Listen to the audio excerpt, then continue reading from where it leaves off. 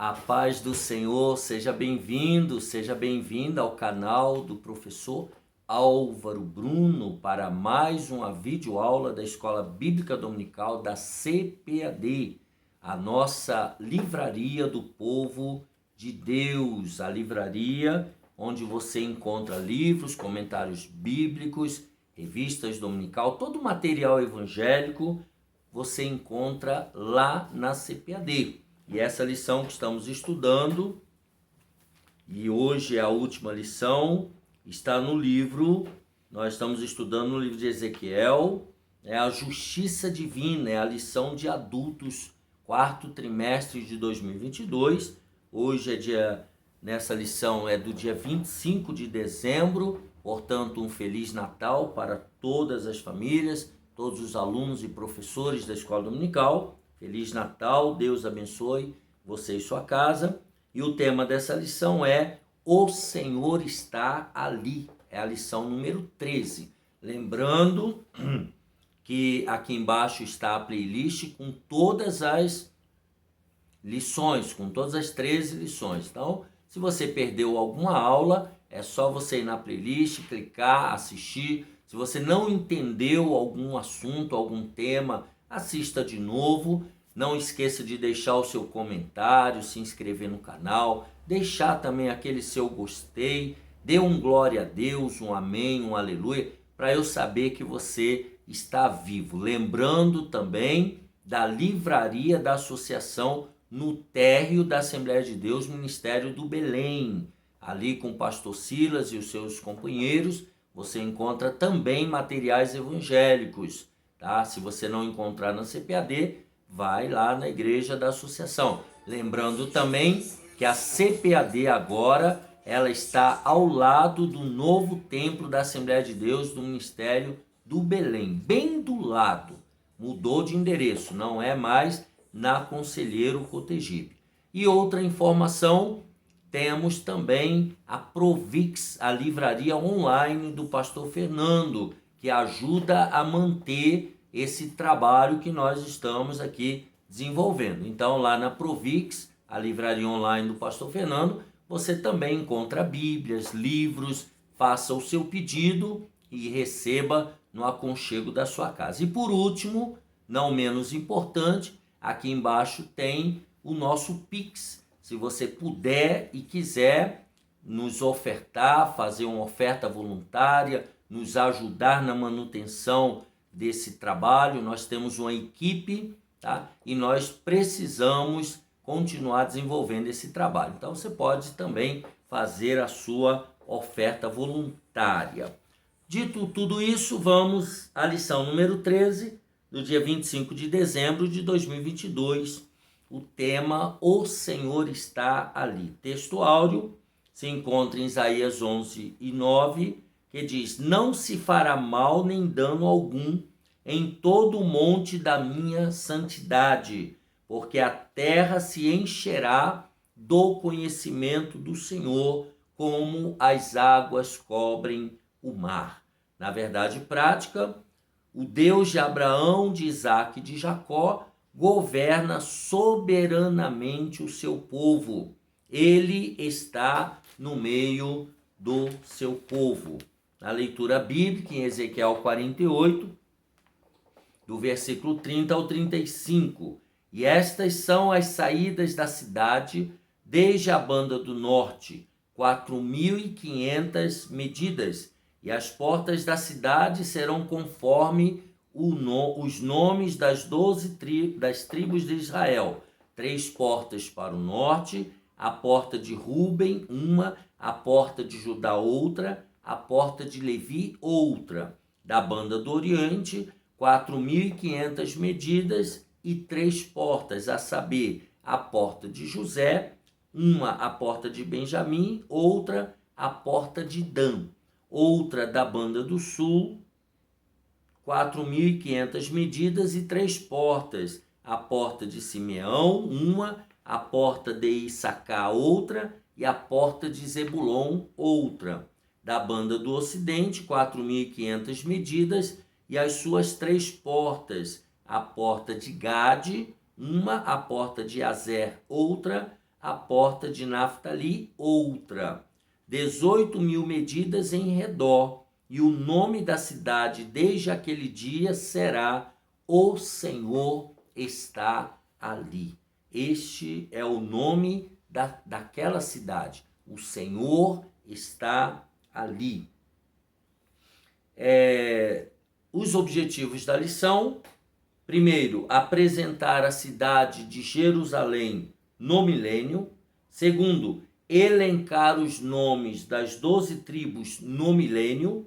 E terceiro, mostrar que a expressão "O Senhor está ali" é o novo nome da cidade. Se eu fosse você, para eu saber que você está comigo, escreva aqui embaixo qual é o nome da cidade lá no milênio. Eu quero saber se você está participando, interagindo, né? Já que você não faz nenhum comentário, pelo menos isso. Qual é o nome da cidade lá no milênio? Escreva aí embaixo, por gentileza, tá? O tema aqui, palavra-chave, Senhor, tá?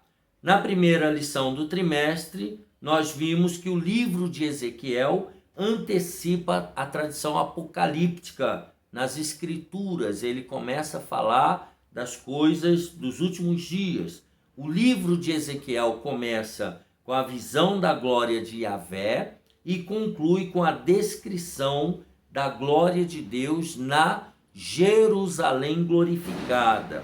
Não é possível compreender o livro do Apocalipse sem os oráculos de Ezequiel. Uma profecia, um livro complementa o outro, Apocalipse e Ezequiel. Encontramos abundantes dados cruzados nesses dois livros e ambos são revelações sobre o fim dos tempos.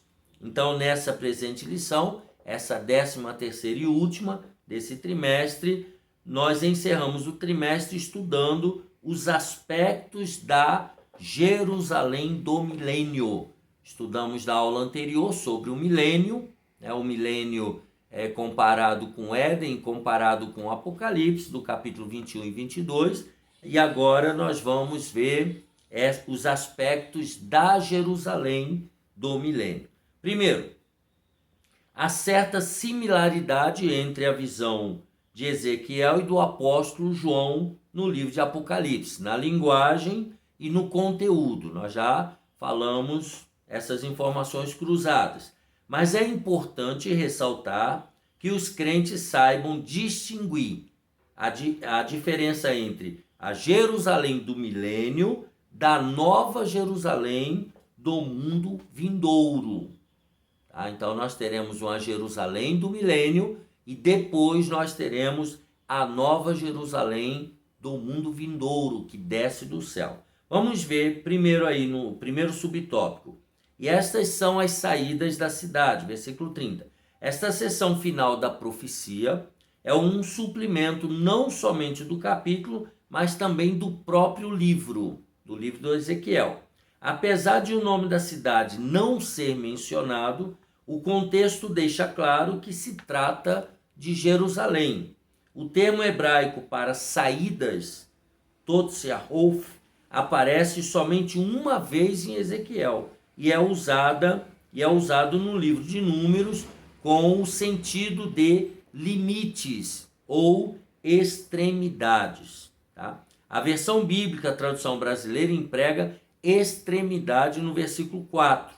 Como o profeta usa outra palavra para saídas, muitos expositores do Antigo Testamento, estudiosos, acham que saídas, apesar de semanticamente correta, não se ajusta bem no presente contexto. A ideia, segundo alguns, seria: estas são as extremidades da cidade, mas saídas é a forma familiar e mais tradicional, mantida na Septuaginta, a versão grega do Antigo Testamento, e nas nossas versões atuais da Bíblia. Então, são discussões semânticas dessa terminologia de saídas ou extremidades da cidade. Número 2, formato da cidade. A descrição da cidade de Ezequiel revela ser ela quadrada. né, conforme o versículo 16. Vamos ler na Bíblia de Estudo Pentecostal, Ezequiel 48 e 16. Ezequiel 48 e 16, na Bíblia de Estudo Pentecostal, a melhor Bíblia do Brasil. E essa Bíblia você encontra lá na CPAD ou na Provix, a livraria online do pastor Fernando. Ezequiel 48, 16 diz assim: e estas serão as suas medidas, a banda do norte de 4.500 canas e a banda do sul de 4.500. E a banda do oriente de 4.500 e a banda do ocidente de 4.500, formando então um quadrado. Tá? E nessa visão o profeta fala de 4 lados descritos no sistema horário, norte, leste, sul e oeste, um tipo da nova Jerusalém, Apocalipse 21, 16. Tá? A extensão de cada lado é de 4.500 medidas, ou seja, 2.250 metros. 2.250 metros. Ezequiel na nova Almeida atualizada. Eu vou ler para você saber que Ezequiel 48:16 é a mesma versão, mas é a nova Almeida atualizada. Ezequiel 48:16. Olha o que diz o texto, 48:16. Estas serão as suas dimensões: o lado do norte de 2.250 metros, o lado sul de 2.250 metros, do lado leste 2.250 metros e o lado oeste de 2.250 metros. Tá? A extensão, então, a cidade de Jerusalém nunca teve a sua área territorial quadrada e nem a sua arquitetura em nenhum período histórico. O que o profeta está revelando é algo novo até então. É uma figura da nova Jerusalém do mundo vindouro, tá? Dessa do milênio. Tá? Esse formato aí é um formato específico. Tá? As 12 portas. A Jerusalém histórica do período de Ezequiel e Jeremias possuía pelo menos 6 portas, segundo o livro de Jeremias: a porta do povo, a porta do sol, né? A porta de Benjamim, a porta da esquina, a porta dos cavalos, a porta do meio e a porta entre os muros. Tudo aí em Jeremias. A torre do templo de Marduk, deus dos babilônios, Etamananque, tinha um recinto quadrado cujo acesso era por 12 portas. Ezequiel conhecia a sua cidade de origem, Jerusalém, talvez conhecesse também a torre de Marduk, em Babilônia, pois vivia entre os exilados de Babilônia. A descrição, ele já falou sobre isso na lição número 3. Se você perdeu, assista, entre na playlist e assista. A origem do formato e das portas. Deus é a fonte da revelação e da inspiração da visão e da mensagem de Ezequiel. Foi Deus que inspirou e revelou tudo isso a Ezequiel. Não se pode admitir que o profeta se inspirou num templo pagão, pois os oráculos entregues ao profeta, seja por imagem ou som, ou seja visão ou palavra, vieram de Yahvé, vieram de Deus. Apesar de ser literal, pela descrição da cidade, ela é uma figura da nova Jerusalém, lá de Apocalipse 21:10. Se você abrir aí comigo, o último livro da Bíblia, Apocalipse, capítulo 21, do versículo 10 ao 13.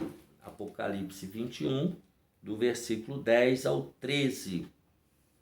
E ele me levou no espírito a uma grande e elevada montanha e me mostrou a cidade santa, Jerusalém, que descia do céu da parte de Deus, a qual tem a glória de Deus. O seu brilho era semelhante a uma pedra preciosíssima, como pedra de jaspe cristalina. Tinha uma muralha grande e alta, com 12 portões, e junto aos portões 12 anjos. Sobre os portões estavam escritos nomes, a saber, os nomes das 12 tribos dos filhos de Israel. Tá? Então, o versículo 13, que eu não li, diz assim: tinha uma muralha grande, 3 portões se achavam a leste, 3 ao norte, 3 ao sul e 3 a oeste. A muralha da cidade tinha 12 fundamentos, e sobre este estavam os 12 nomes dos 12 apóstolos do Cordeiro. Então, nós entendemos aqui que essa visão, essa construção é literal e é uma figura da Nova Jerusalém que a gente leu aqui, cujo arquiteto e construtor é o próprio Deus, conforme Hebreus 11:10. Por que Ezequiel se inspiraria na cidade de Babilônia? Isso não faz sentido. Tá? É a nossa conclusão e nós nos conformamos com essa ideia do pastor Ezequias. Deus é o arquiteto e construtor da Nova Jerusalém, a cidade do milênio. No tópico 2, sobre o nome das 12 tribos. Os patriarcas Abraão, Isaque e Jacó aparecem com frequência nas Escrituras como representantes e fundadores da nação de Israel. Outras vezes são os nomes dos 12 filhos de Jacó para representar as 12 tribos de Israel. Subtópico 1. As 12 tribos de Israel. Há cerca de 20 listas dos filhos de Jacó e das respectivas tribos de Israel no Antigo Testamento, mas não existe nenhum padrão. Por exemplo, a lista com os 4 primeiros nomes, Ruben, Simeão, Levi e Judá, seguem a ordem de nascimento. E aí tem as referências. Outras listas divergem a partir do 5º nome, Números 1, de 5 a 17. A lista de Ezequiel segue no sentido horário, a partir do norte da cidade, com Ruben, Judá e Levi. Leste ou oriente, José, Benjamim, Dan. Sul, Simeão, Issacar e Zebulon. E o oeste ou ocidente, Gade, Azé e Naftali. Então ele segue um outro padrão. Critério da ordem dos nomes. Por que ele segue esse padrão? Pelo relato do nascimento deles, a melhor explicação da ordem dos nomes parece ter sido o critério das mães deles, ou pelo menos uma tentativa. Tá? Leia e Zilpa, de um lado, Raquel e Bila, de outro. Né? A diferença é que Naftali é filho de Raquel por meio de sua serva Bila. Tá? Gênesis 30, verso 8. E está junto com Gade e Azé, filhos de Leia por meio de Zilpa. Tá? Então veja a diferença.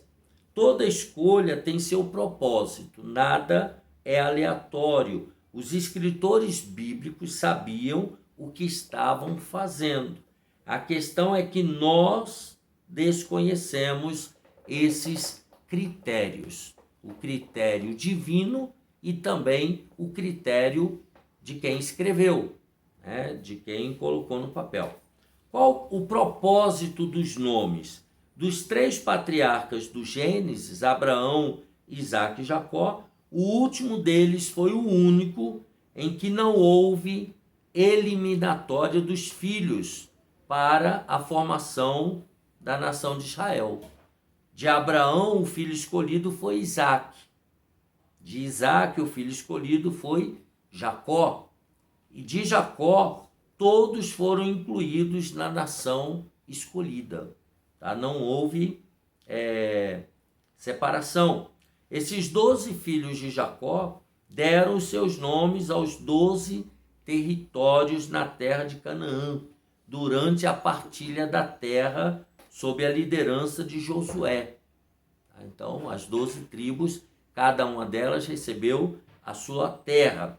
Assim, o propósito desses 12 nomes dos filhos de Jacó, como representantes da nação, está claro também no éfode sacerdotal, né, na roupa dos sacerdotes. E porás as 2 pedras nas ombreiras do éfode, por pedras de memória para os filhos de Israel. E Arão levará os seus nomes sobre ambos os seus ombros, para a memória diante do Senhor. Ezequiel 28:12. O nome nas 12 portas de Jerusalém milenial, bem como na Nova Jerusalém, tem por propósito a memória dos filhos de Israel, das 12 tribos dos filhos de Jacó. Então, o nome nas 12 portas da Jerusalém milenial tem por propósito isso, a memória dos filhos de Israel. Tá? Tem um auxílio aqui, diz: o livro começa a descrever a santidade de Deus, tá? Que Israel menosprezou e ignorou, e como resultado, né, a glória de Deus saiu do templo, a presença de Deus saiu do templo. O reino milenial introduzirá a manifestação eterna da glória do Cordeiro de Deus. Tá?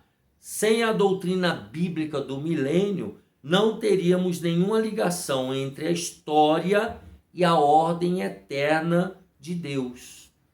Tá? Então, o reino milenial, na nossa concepção, ele é o período intermediário da terra e do céu.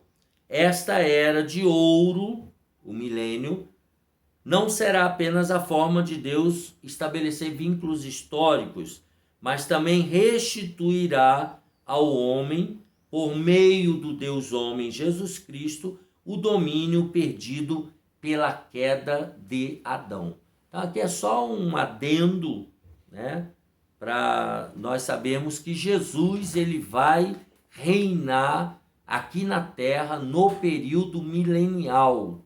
Tá? Será talvez a derradeira oportunidade de salvação para a humanidade que estiver viva nesse período. Vamos ao tópico 3. O Senhor está ali. Esse é o novo nome da cidade de Jerusalém, depois de sua purificação e restauração espiritual, sem deixar lembranças da idolatria, da prostituição e da violência. Então, tudo isso vai ficar no passado. O nome Jerusalém não conseguiu deletar da memória do povo as abominações do passado. Por isso, esse nome precisa ser mudado. Então, os moradores daquela época não chamarão de Jerusalém, chamarão o nome da cidade, o Senhor está ali.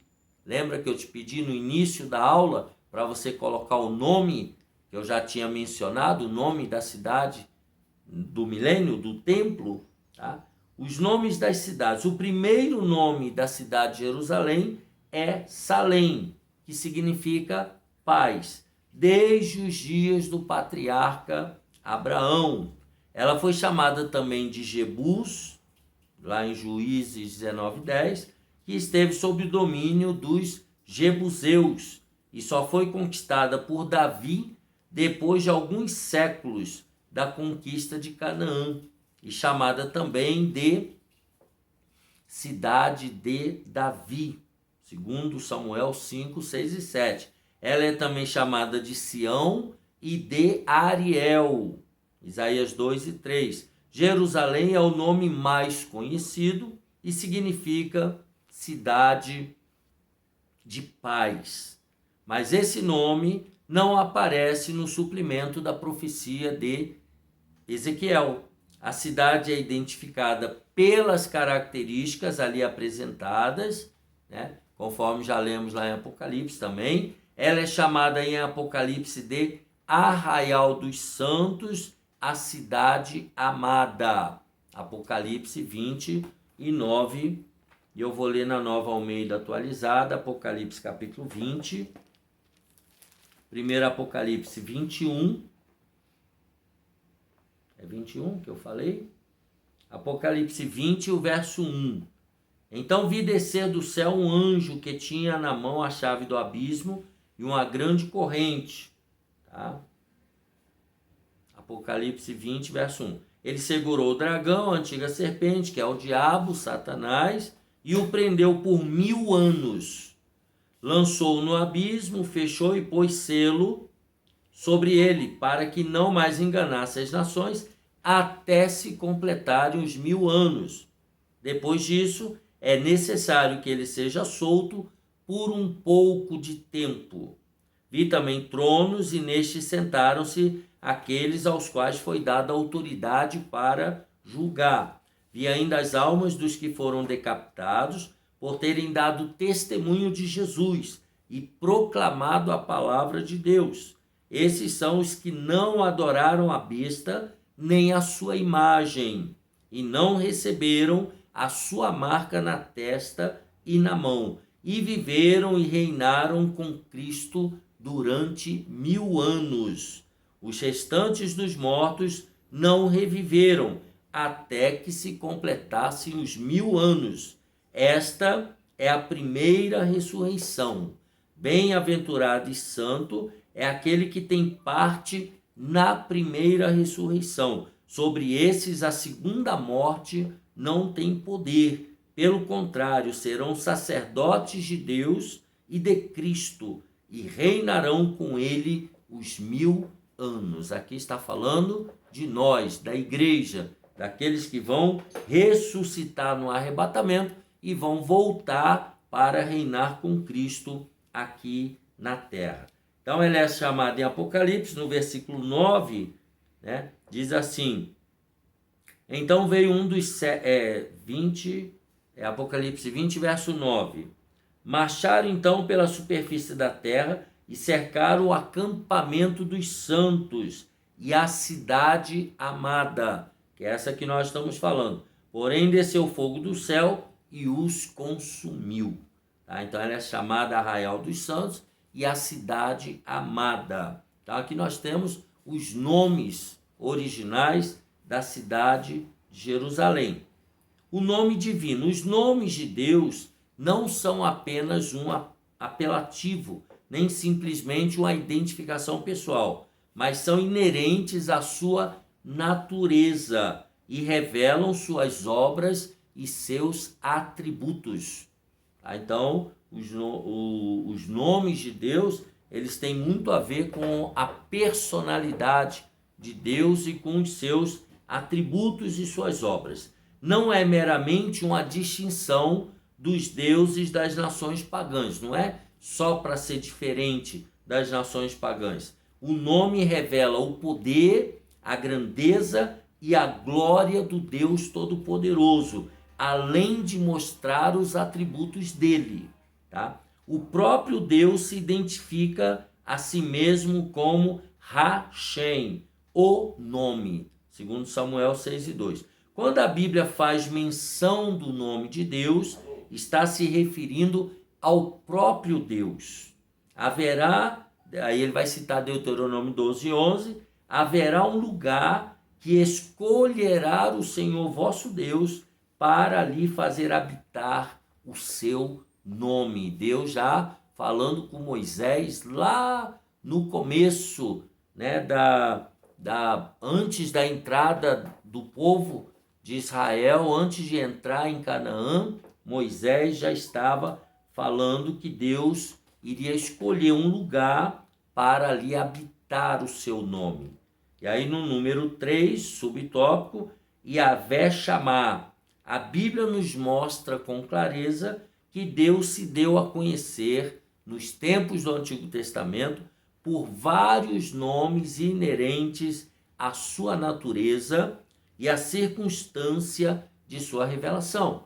Então, o nome de Deus é de acordo com a sua natureza e de acordo com a circunstância da pessoa a quem Deus estava se revelando. Por exemplo, para Abraão, ele apareceu como a provisão para o sacrifício em lugar de Isaque, seu filho, com o nome de Yavé Yireh, ou Yavé Jireh, ou Javé Jireh, que significa o Senhor proverá. Gênesis 22:14.